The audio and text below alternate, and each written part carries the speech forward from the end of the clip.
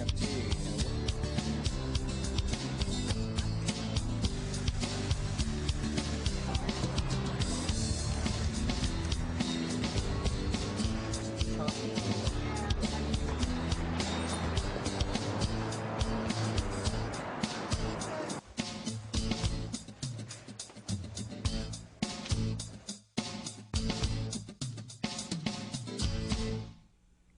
This is Brian Lehrer Live, where web video meets the issues. And tonight, where the shovels meet the dirt in Prospect Heights, Brooklyn. Our first video documents the groundbreaking last week for the controversial basketball arena for the Nets at Atlantic Yards. This footage was produced by opponents of the project called Develop Don't Destroy Brooklyn, but it shows both sides, the mayor and the developer, Bruce Ratner, and the protesters.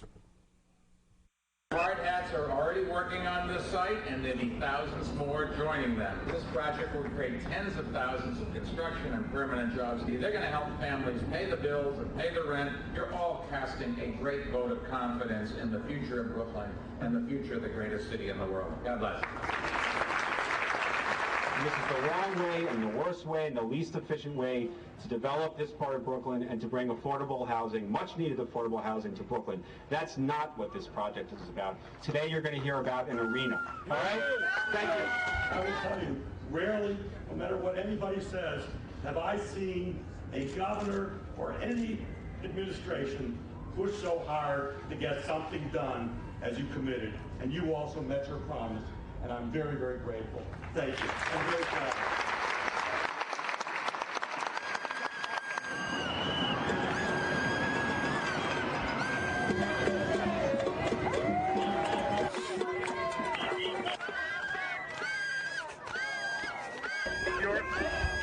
You're unlawfully obstructing vehicular traffic. I'm ordering you to leave this roadway. If you do so voluntarily, no charge will be placed against you.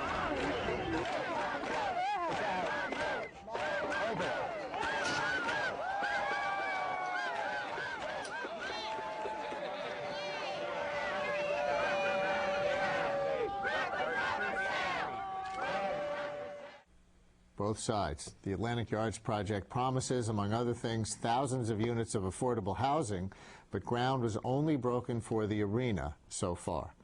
Also on the agenda for tonight, understanding a massacre. We will look behind the sectarian violence in Nigeria.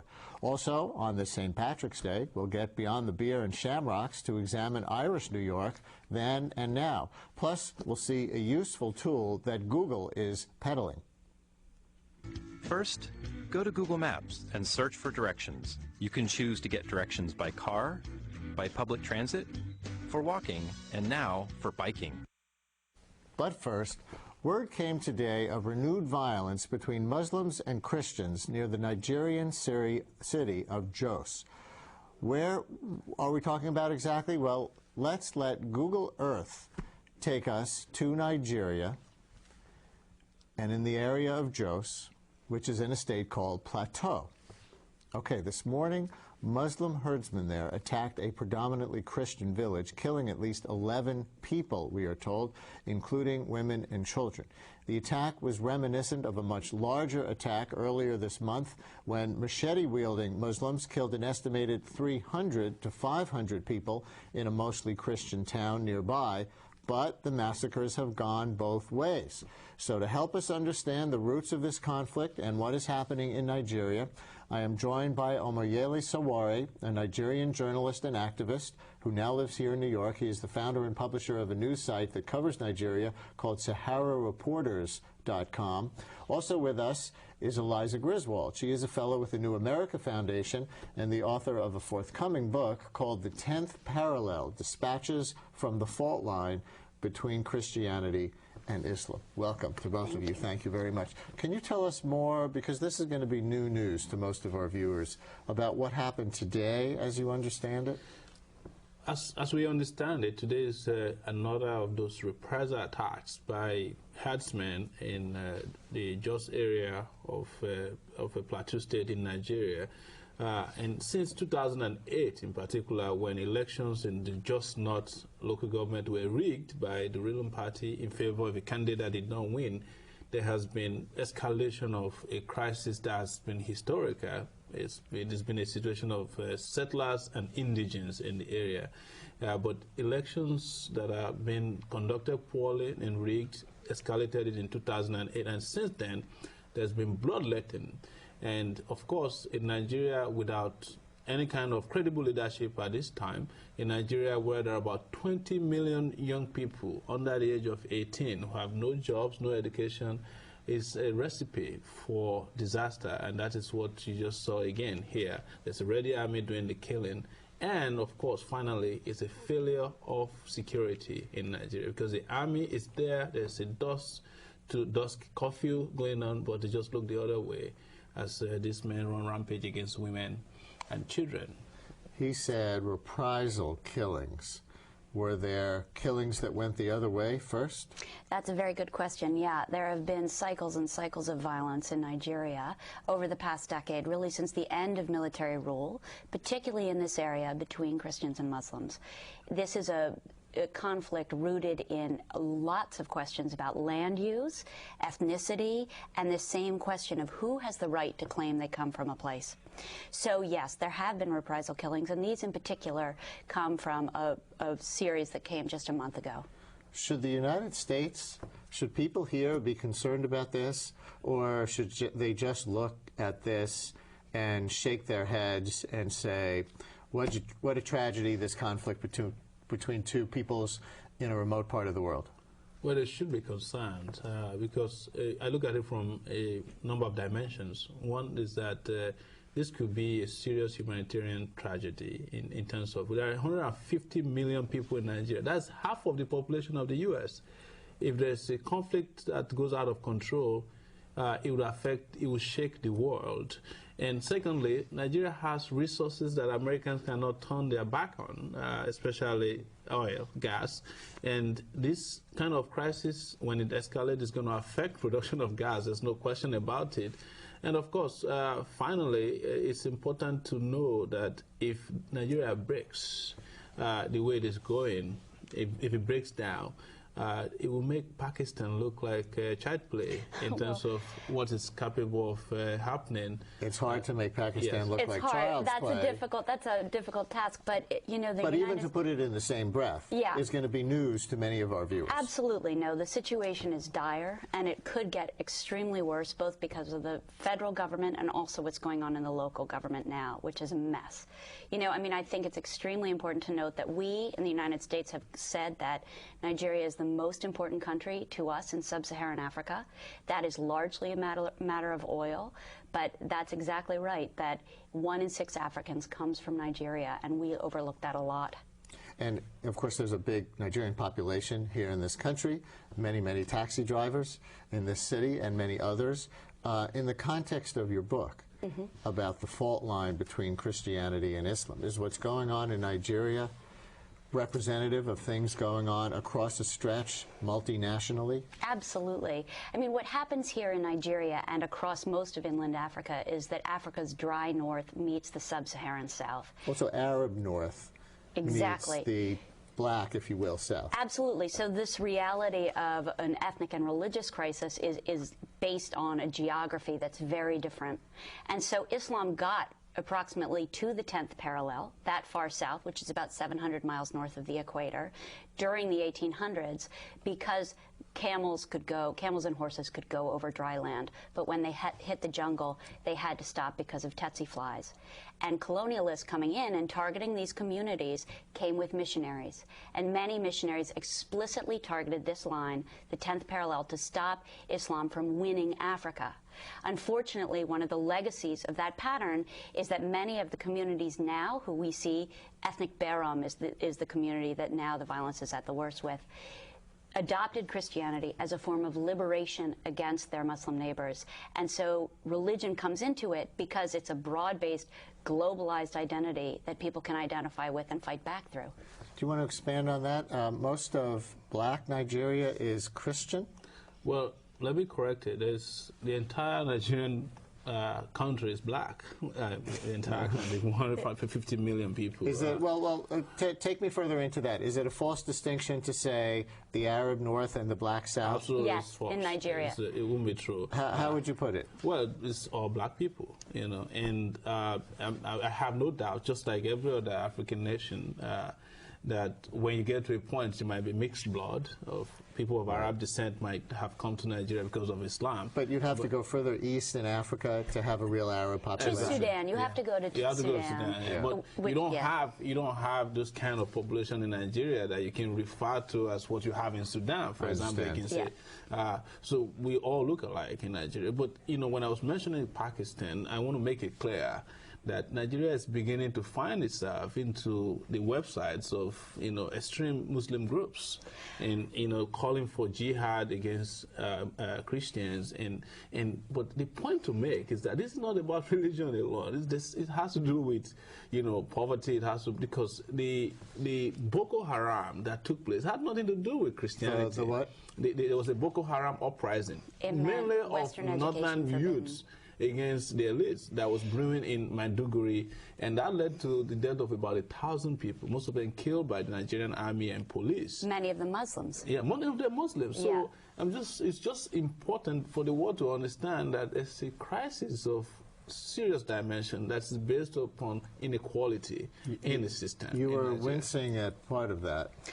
I just think it's careful. I try to be careful around Nigeria and the idea of the radicalization of Nigeria, because we know so very little about the country. Nigerian Muslims. Exactly, because it's not really happening in that way. I mean, as my colleague mentioned, you know, there are at least 20 million young people, many of them Muslims, who have no access to education in the north.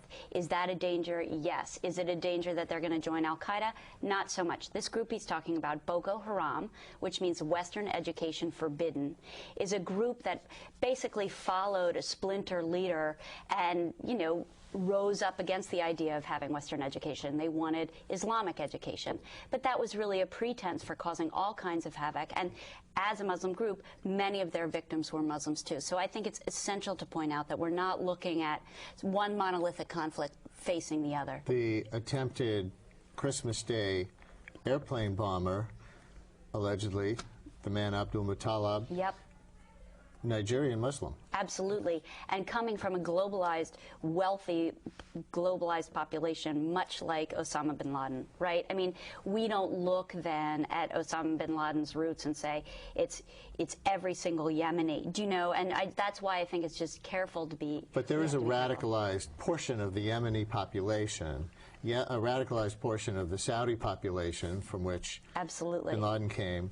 You're saying the context is not similar for Nigeria. The context is not similar. We'll get you're back in there in a second, Eliza. And wealth has a great deal to do with it, because when you're looking at people who can move around to hurt us, essentially you're looking at highly educated, several language speaking types, right? And people say he was really radicalized in London. Absolutely. When he lived in London. But wait, I thought poverty radicalizes. Wealth radicalizes? I don't think anybody's claiming poverty radicalizes.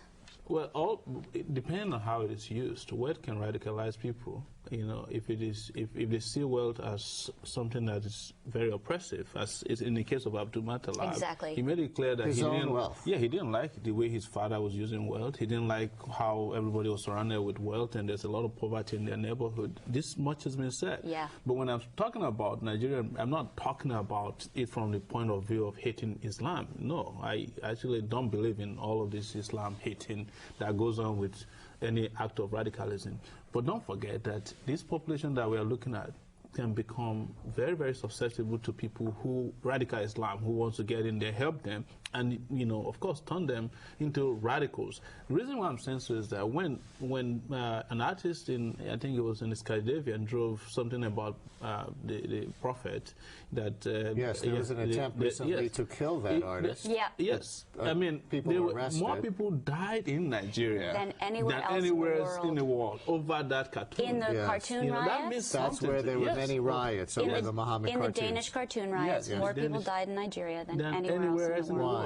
For several reasons. Why don't you answer that first? Well, that's what I'm telling you, that, you know, if we are not careful, we might have a Pakistani circumstance or dimension on our hands. It does not mean that, look, the Nigerian Muslims, as I know them, they are very liberal, But if you begin to have this void where there's no leadership, where there's a lot of injustice, there's unemployment, there's poverty, there is crazy wealth that is also of wealth radicalizes and poverty radicalizes. We might have that situation because what we're developing in Nigeria is that we're having more and more enclaves that are ungoverned. This is important. Yes. This is important. I mean, basically, a telling statistic is between $4 and $8 billion have been embezzled every year from the Nigerian government since 1999. That's a Human Rights Watch figure. So we're looking at massive, massive corruption. What kind of system exists to safeguard anyone's rights? Well, the church and the mosque does. And so with the breakdown of leadership, the breakdown of government, people turn to local solutions, and they turn more and more to religion. And that's not just local, that's globalized. So like, for example, when the war in Lebanon happens, when the Danish cartoon riots happen, when the United States bombs Afghanistan, Nigerian Muslims take to the street. That's more about disempowerment than religion, although the two do merge in lots of cases. You were at a shadow Nigerian parliament here in New York last weekend, yes. Over the weekend. Yes. Talk about something that might have been important but didn't make the local news. What happened here? Well, we had all of Nigerians in diaspora come together to form, an alternative parliament to discuss on those issues affecting Nigeria. And one of the decisions we took was that the President of Nigeria, who is ill and hospitalized now, should be moved out of the presidential villa to a hospital that can take care of his issues. We discussed Jos, we discussed the Niger Delta, and the video will be up on our website tomorrow, SaharaReporters.com, and you would see that this is a better alternative than what you have on the ground in Nigeria in terms of parliament. Very sound argument, very, very serious debates about things happening in Nigeria. Because there are Nigerian Muslims living in the United States, Nigerian Christians living in the United States. All of them came together at this meeting, people from the north, south, the middle belt, from the Niger Delta, everybody came together and we discussed issues affecting Nigeria. And unlike Gaddafi, most of us didn't think that Nigeria should break up, that we should find a solution to the Nigeria problem, and that it would be better for all of us. Maybe they should have a shadow Congress next, these same two groups, and figure out how to run this country. I'm actually more interested in a shadow government for this country, too. Excellent. I have great hopes for that. Is there a little Lagos or a little Jos somewhere in New York? Is there a place where because there's a big Nigerian population here, many taxi drivers, others. I won't say little Jos, I'll say little Lagos, and I think you can find it in Park. I think it's on Park Avenue in Staten Island. Yes, there's a lot of that. And also, to correct you, there's a lot more professors who are Nigerians, a lot more doctors who are Nigerians than taxi cab drivers. Absolutely. In New York, I think there are about 3,000. Go to Harvard, and the Nigerians take. But does that follow the classic two-wave immigration pattern? We've seen this among the Indians too. First the elite come, then they bring their relatives who are not as educated, and like in native-born populations, you get different classes. I mean, what I have seen, I was up at Harvard a couple of years ago doing a fellowship up there, and a lot of the community there was children of the elites. So that, in fact, it skewed figures, unfortunately, because you'd say, well, look how many Africans you have, and you'd think, those are the children of presidents. Last question. We have 30 seconds. What's the U.S.'s role, in your opinion, in Nigerian issues? That is a very good question. When it comes to this particular issue, we are looking at a total breakdown of any kind of justice at all. No one has been held accountable for any violence since 2008, in Jos in particular.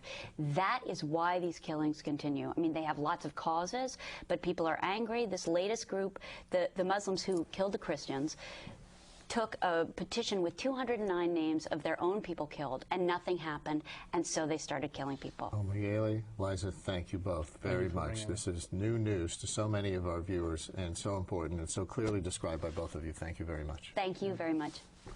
Here are this week's online video picks. Number one, from the liberal website Brad blog, a confrontation with Andrew Breitbart, the conservative activist who helped bring down the anti-poverty group Acorn.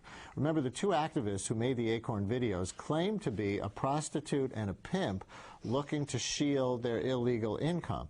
But it turns out the man did not dress in a gaudy pimp costume to fool the Acorn workers, as originally shown on TV. Why it matters what a pimp is wearing, whether they're dressed, in a tutu or dressed in a flamboyant outfit. When you go in and you try and act like a pimp, you're a pimp.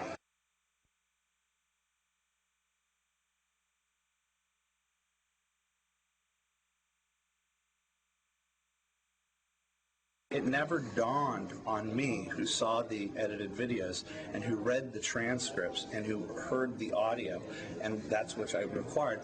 It never dawned on me that it would not that it would matter. I didn't know. But now that you know he wasn't dressed in the pimp outfit, why continue putting out videos with him dressed in the pimp outfit? Because it's the title sequence. It's the title sequence with music. Which has led a lot of the media to believe that he went into these offices and reported. Now, I understand your concern about it, and you have hyperventilated, and you and Eric Bollard and the Brad blog think that this is the most important revelation in the history of the world. The only faux discrepancy that you can point out is one that never dawned on anyone that people thought. That's not quite true. I'm sure you've been seeing some of the videos from BigGovernment.com. These videos were put together by filmmaker James O'Keefe. He's dressed exactly in the same outfit that he wore to these Acorn offices up and down the eastern seaboard. Or not, as we now know. But as a result of that grassroots sting operation, Acorn has been forced to shut down many of its national operations and was kicked out of its census count partnership with the government. It is trying to regroup. Video pick number 2 has got Google skeptics buzzing. It's a profile from an Australian television program called Hungry Beast, concerned that Google is getting too big and too hungry. Here's a few of the things Google wants to own: your phone, your email, your computer, and your entire digital life. Whatever you want to do online, Google wants to be your one-stop shop. It also wants to own the cables that deliver the internet itself and the electricity to power them. Google also wants to provide your entertainment and your news. It wants to build the largest library ever. This project is currently the subject of a class action lawsuit brought by publishers and authors. And it wants to know where everything is, from your front lawn all the way to Mars. Google wants to track you, storing records of everything you look at online for 18 months. It also wants access to your health records and your DNA, with 2 of its early investments in genetic testing companies. Google wants to follow your friendships. Social media platform Google Buzz was engulfed in complaints last month over alleged privacy breaches. It is now the subject of another class action lawsuit. And it's not the first time that privacy has been an issue. Google Maps and Google Earth have been criticised for including photos of naked kids, people vomiting, and leaving sex shops. 2 months ago, Google CEO Eric Schmidt said of privacy concerns, "If you have something you don't want anyone to know, maybe you shouldn't be doing it in the first place." So Google may be dominating the world, but at least one thing is different from old media. That video has been seen 90,000 times on YouTube, which is owned by Google, and no one has tried to take it down. The diversity of the platform is determined by its users, not by Google itself. By contrast, video pick number 3 is about NBC's attempt to save its hide from new media by merging with cable provider Comcast. But a congressional hearing on the merger revealed how undiverse NBC is. I'm told that there is no black programming. You have no more black programming. Is that correct? Are you talking about NBC right now? Yes. Yeah, on NBC. There's not a program on NBC that has an African-American central theme to it. That is correct. And what are the blacks on your team saying about the inability to find black programming. What do they say? If you have some who actually look at this stuff, Yes, we do. what do they say? Not good enough? I think we haven't found that program yet.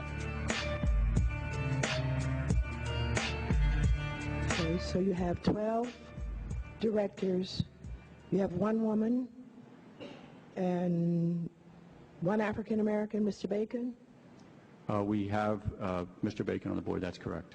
and any Latinos or Latinas? We do not at this time. That excerpt posted by Video Free Press. Pick number 4 is part of a new video infographic by Dennis Van Werebecke on food dependence. It's called How to Feed the World and is aimed at children ages 9 to 14. Miriam is an agronomist. Her job is to think about agriculture, and she tells it straight. We've got to come up with a new type of agriculture, enabling us to produce more and better. But how? For example, by using organic products which are not so harmful for the environment. By using crop rotation. By going back to local plants which are more suited to the soil and climate. By combining complementary plants using watering techniques which save on water. But to access all of these techniques and own the land they work on, farmers in southern countries require financial resources. And on Earth, financial resources are usually located in the northern countries. This means that these countries have a heavy responsibility. Rather than sending their stocks of cereal or milk to the poorest countries in massive quantities, they should help them develop their own food production and its distribution on a local scale. Humans have an old proverb: give a man a fish and he'll eat for a day. Give him a fishing rod and he will eat for a lifetime. Okay, so say you want to eat locally grown food after that. Video pick number 5 is a tour posted by Skeeter NYC of John Fazio's rabbit farm in Modena, New York, south of Albany. Here's how the rabbit sausage for New York City restaurants is made. What you got to look for in a rabbit, you want, when you process them, you want to see fat around the kidneys inside, and they have 2 strips of fat on the back of the neck. You want to see that in a rabbit, and that'll show that it's a good, healthy rabbit. As you can see, these rabbits are all spotless. You know, you pick them up, your hands don't even get dirty. Yeah, it's not natural, but I mean, as you can see, we try to keep them, you know, they look calm and nice. They're not, you know, going crazy. So rabbits never get to go outside? No. If you raise a rabbit outside and on the ground, what will happen is, from them, you would have to pen them naturally. And from them having dirty floors and walking in the manure, they'll lick their pores like you see a rabbit does, and that'll cause them to get, it's called coccidiosis, and that's spots on the liver. And all our rabbits go with the livers in them, and you need to have nice clean livers, and that's why, you know, we'll keep them no hay in here, because hay would cause their manure to build up, and, you know, the rabbit would be dirty. And those are this week's online video picks. This is Brian Lehrer Live, where web video meets the issues. And here it is, March 17th, St. Patrick's Day, an official holiday in Ireland, an unofficial one here in the city. And the day got us wondering about the state of Irish New York, old immigrants and new. We'll look into that shortly. But first, let's get a glimpse of the St. Paddy's Day parade up Fifth Avenue. Producer Marty Goldenson brought us some iPhone video he shot as he walked to work today. It reveals that the parade not only lures teens out of school, but tourists from abroad.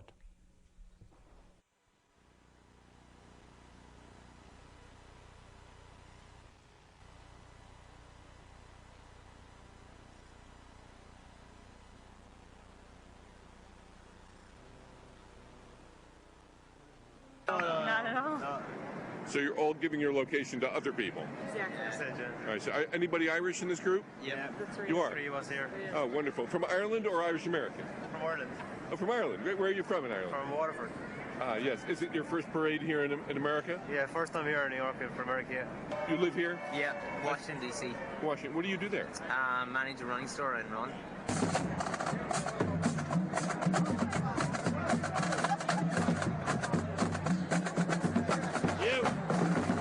Where are you from? Germany. And Germany? Germany. Oh, where in Germany? Yeah. Stuttgart, Baden-Württemberg. Yes, and I see that you're wearing the official Irish gear here. Yeah. Right, this is good. We've got hats, we've got boas, we've got flags, we've got beads. I've got shamrock shades, okay? And we're legal vendors, and a lot of times we don't get the opportunity to make a living. So I'm appreciating NYPD today.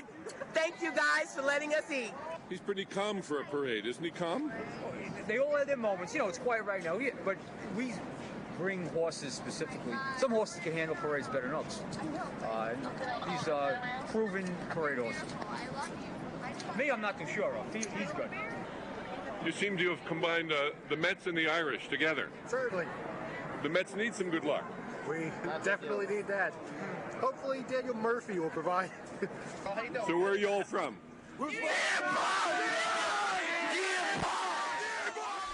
That's Deer Park. They're screaming. Deer Park, that's a good suburb. It's in the northwest corner of Babylon in Long Island. Founded by the English, but put on the map by a general named Casey. Now let's get beyond the shamrocks and beer stereotype. Nearly 12 million Americans trace their ancestry to Ireland, and they are proud to. What drives that pride? What myths and realities create the Irish American? Who are the new Irish New Yorkers? Joining us, New York University professor Marion Casey. She is senior archivist at the Archives of Irish America and has written extensively on the Irish diaspora in New York. Also here, Brendan Fay, who surely has feelings about that parade footage we just showed. He is a gay rights activist, and the last time he was welcome in that parade, at least in an organized way, was 1991, before its organizers managed to legally exclude gay groups. Welcome to both of you. Thank you, Brian. Thank you, Brian. Happy St.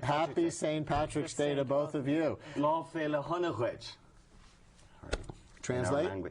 Happy St. Patrick's Day. That's all. In Irish. Thank you. Straight ahead. So here we are on Census Week, as people are receiving their census forms. What's the change that we would be seeing right now in Irish New York 2010 compared to Irish New York 2000? Well, your number, you gave a number 12 million. That's a very interesting. Is that Irish America or Irish New York? Don't know where you got that number what that originated from. It's that's a national. I believe that's a national number. In general, the number's been going down from a height of about 44 million in 1980.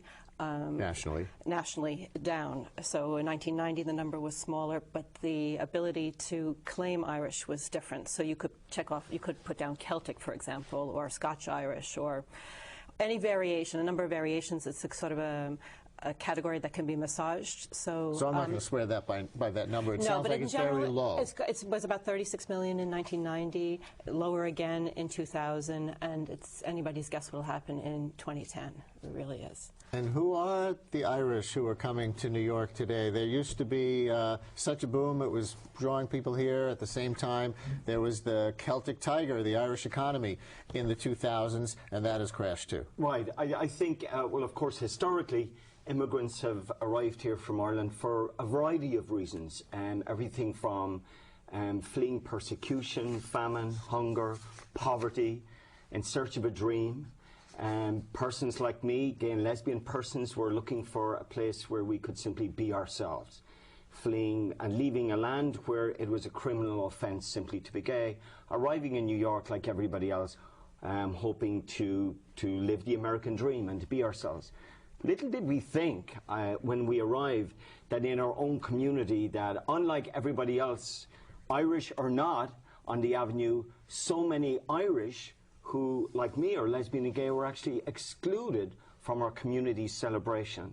One huge difference we've seen is actually more and more Irish who are seeking for a place at the table, an equal place, whether in Ireland or here. And I think that's going to be new in the census and elsewhere.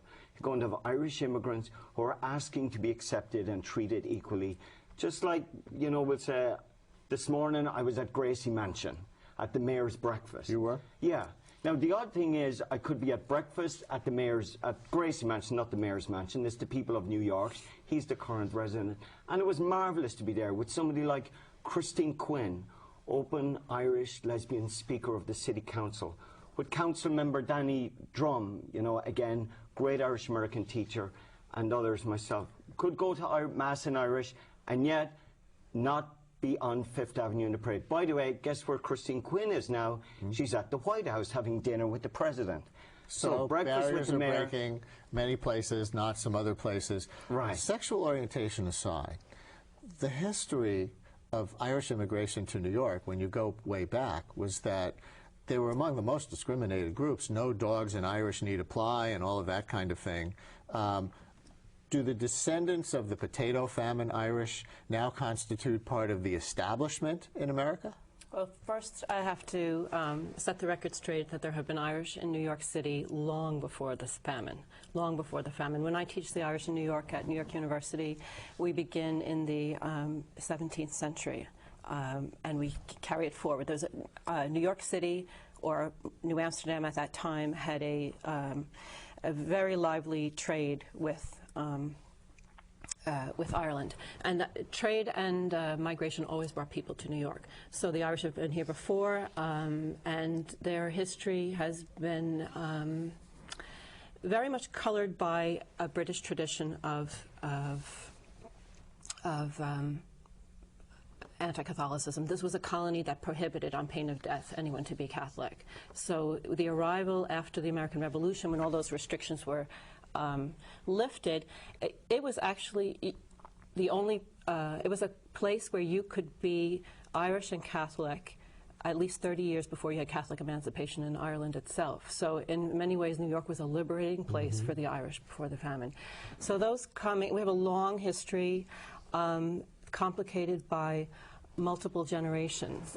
Brendan is what we would call, he's an immigrant, I'm first generation.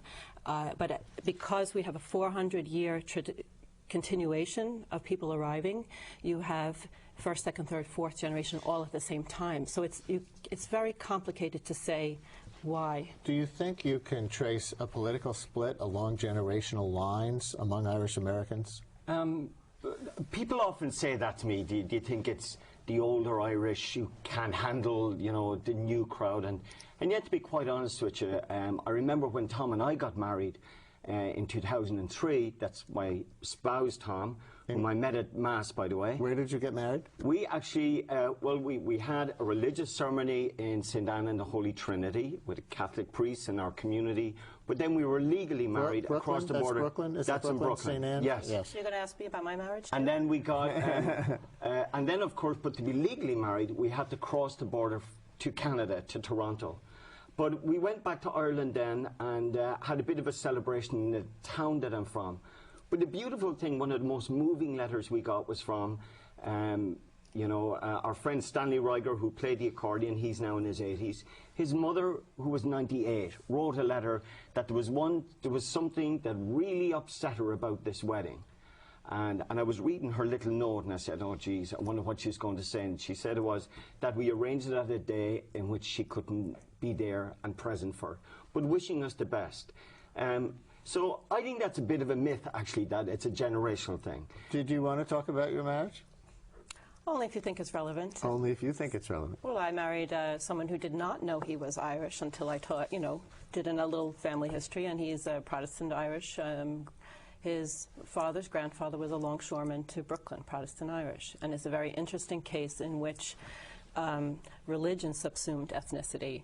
And they were raised in Park Slope, a big family of red-headed Irish Protestants who did not identify as Irish. And I find that absolutely fascinating. And I think it's a hallmark of contemporary America. My students are from all over the country, of a mingling of different ethnicities, and absolutely curious about their past, not just the Irish dimension.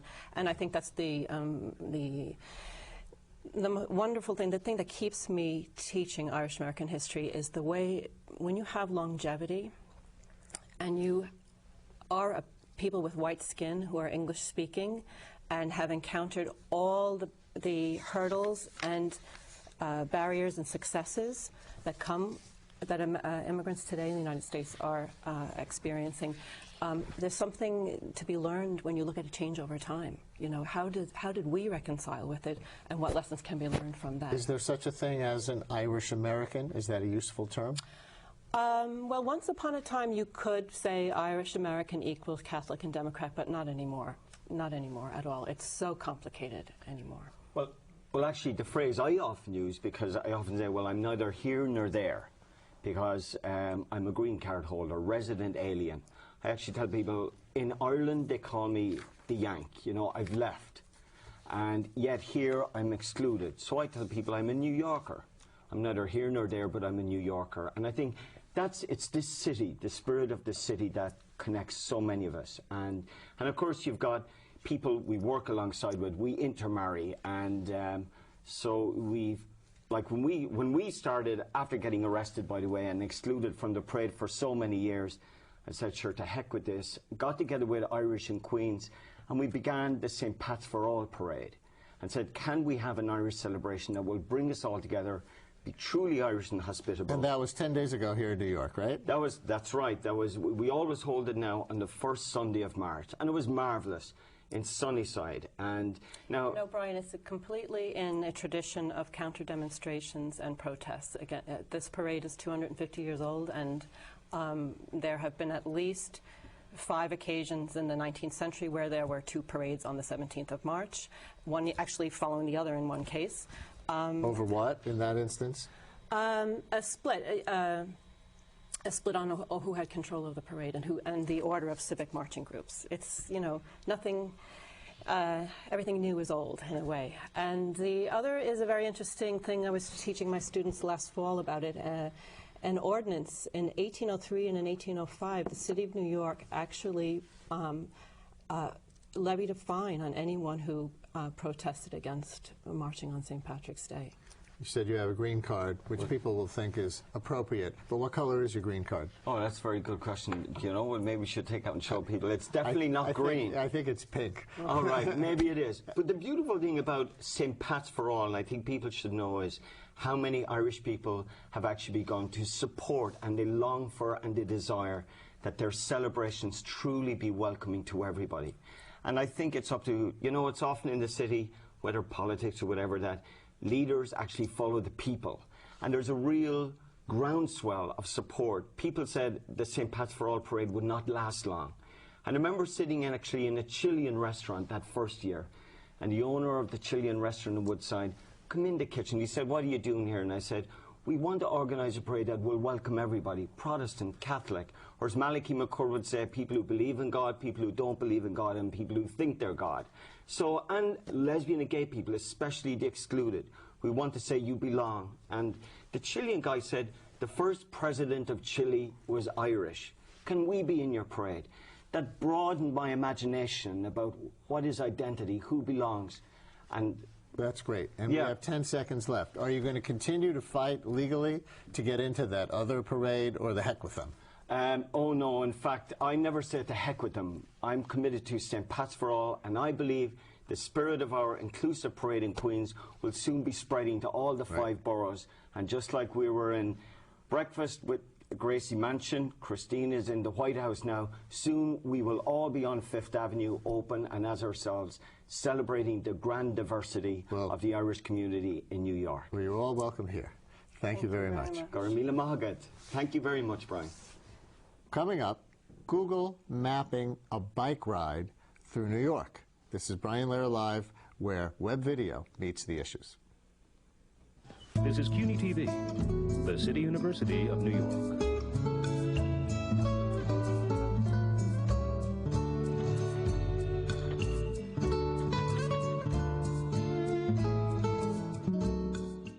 Did you know that there are 8 national parks in New York City? There are also 8 parking spaces in New York City. But that's something else. New York City has Federal Hall, where George Washington became our first president, the Statue of Liberty, and Gateway with beautiful beaches and protected wildlife.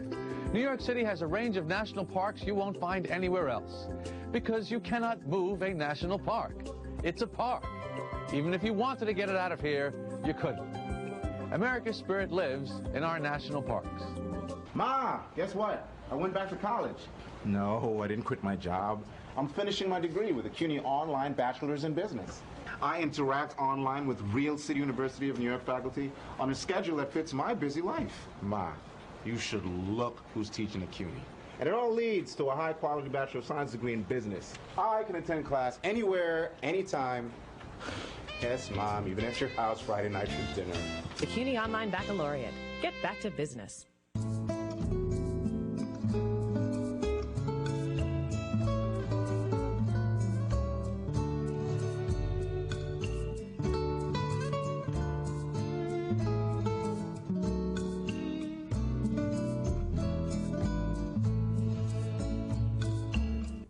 This is Brian Lehrer Live, where web video meets the issues. Spring is here. Well, officially this Saturday at midnight, and just in time for the wonderful warm weather, Google has added bicycle routes to its Google Maps. What's this mean for us bikers in the city? Safer and better routes? Not getting lost? More fun?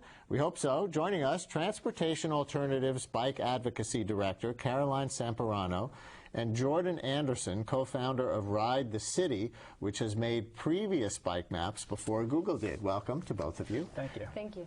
And let us look first at a Google demo video about its new Google Bike Maps. Are you an avid cyclist or looking to ride your bike more often? With Google Maps, you can now plan a bike ride in cities across the U.S. First, go to Google Maps and search for directions. You can choose to get directions by car, by public transit, for walking, and now for biking. When you choose to travel by bike, the appearance of the map changes to show you which streets are good for biking. Dark green lines represent bike trails with no motor vehicles. Light green lines show streets with bike lanes. And dashed green lines show other streets recommended for cyclists. You can read step-by-step directions and see your route on the map. You'll be routed on streets that are not too steep and are more suitable for biking. This wiggle in San Francisco helps cyclists avoid steep hills.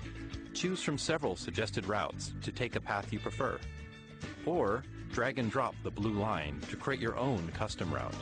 Let's go out to the beach and ride along the bike trails in the park. To explore all bike paths in an area, you can also turn on the biking layer in the More menu. Zoom in to see labeled bike routes and decide where you want to ride. So far, we've added bike data for hundreds of U.S. cities, and will continue working hard to improve our quality and coverage. You can use the Report a Problem link to communicate directly with Google about edits or suggestions you have for our maps. Hop on your bike with Google Maps at maps.google.com/biking. So, Caroline, Google Bike Maps, they have them for New York. A good thing? Yeah, I think it's a great thing. I mean, as an advocate that wants to see more people cycling, online tools open up cycling in the city to more people. New York City has always had a free bike map, and I think that, you know, the move from maps on paper to online really puts New York City streets under a microscope and gets a conversation going.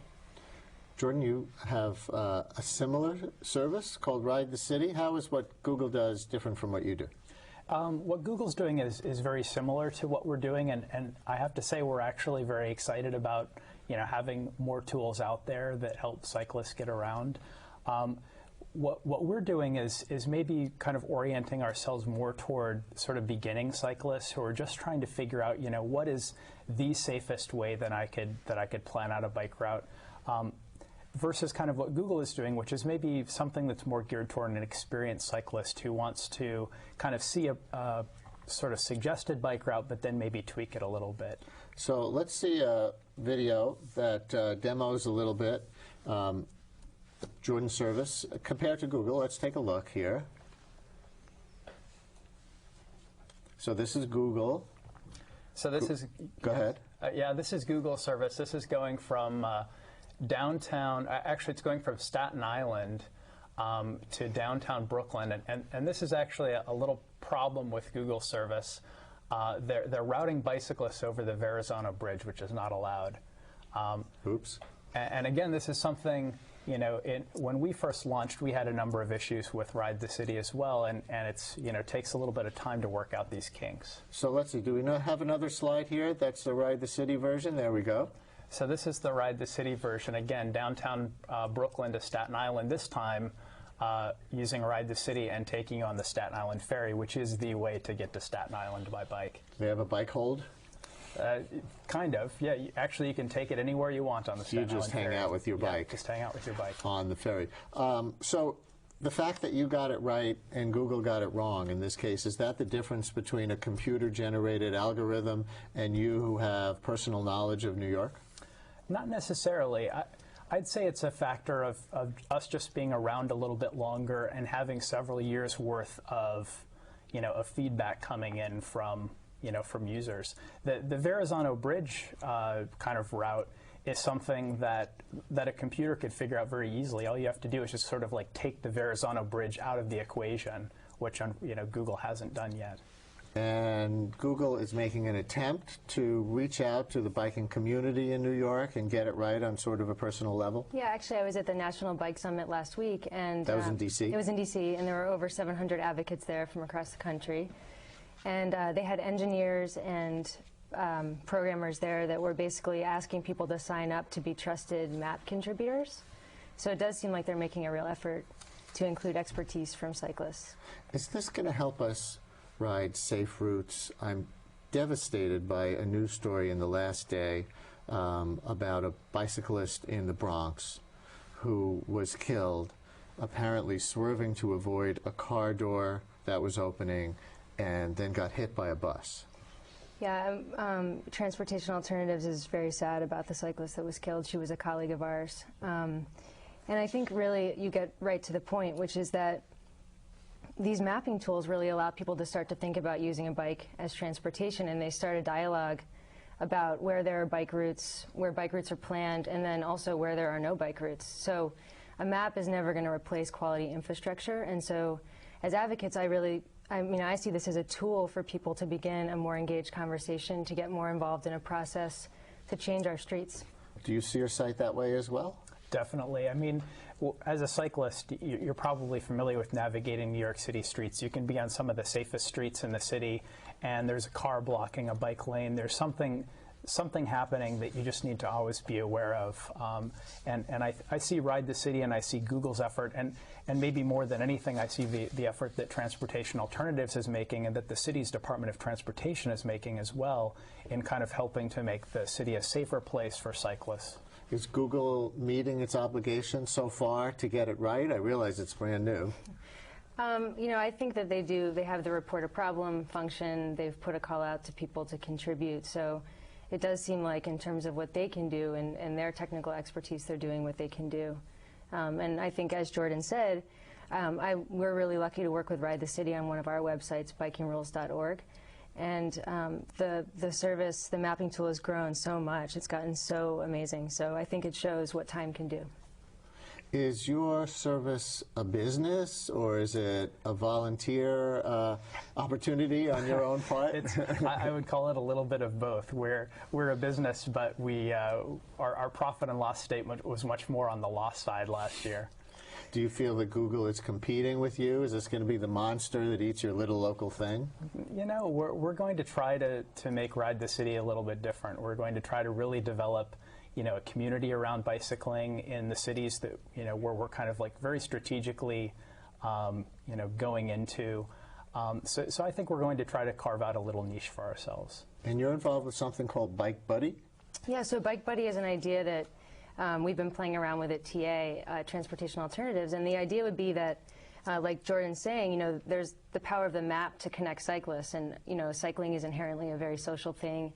We know that when there are more people cycling, it gets safer to cycle. So one idea we had for Bike Buddy was to create a social networking tool and a route sharing tool. So, working with Ride the City, creating a way for cyclists that have the same commute to meet each other and meet up and share their ride together to work.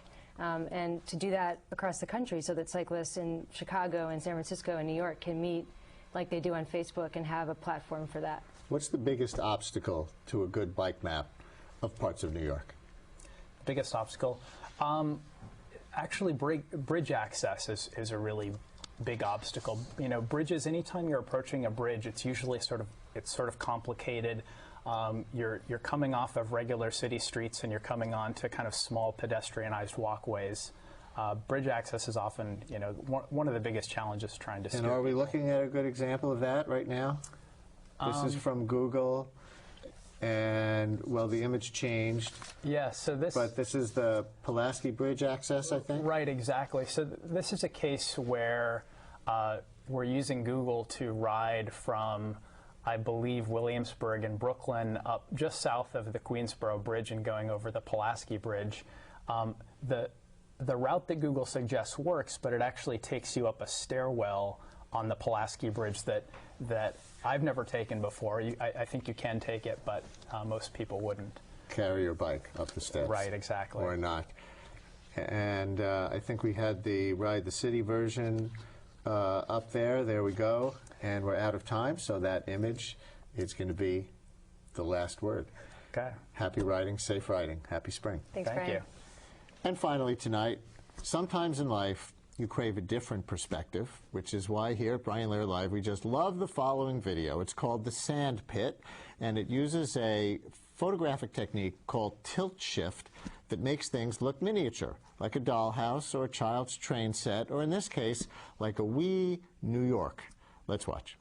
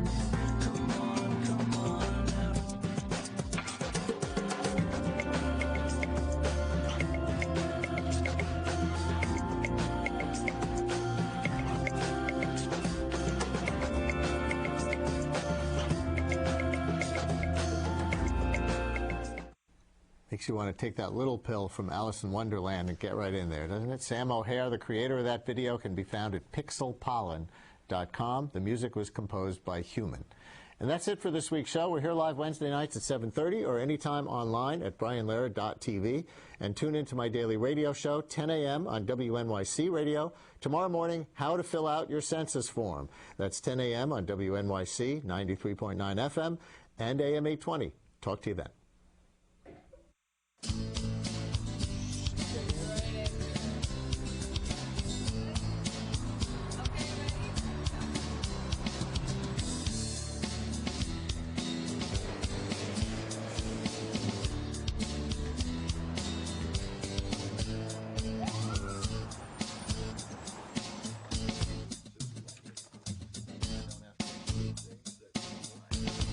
One of the things